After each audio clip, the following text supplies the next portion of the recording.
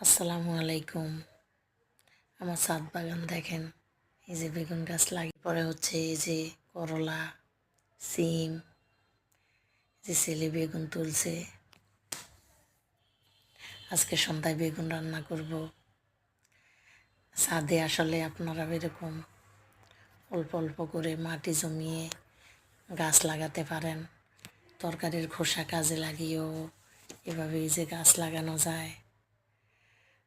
আমার খেতেও এত ভালো লাগে না বেগুন। অন্যান্য তরকারিগুলো যখন তোলানো হয় তখন আমার খুব ভালো লাগে। আমার মতো কি এরকম গাছ লাগাতে পছন্দ করেন?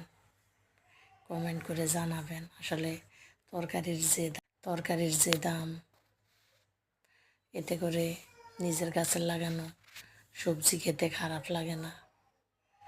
কে কে গাছ লাগান জানাবেন।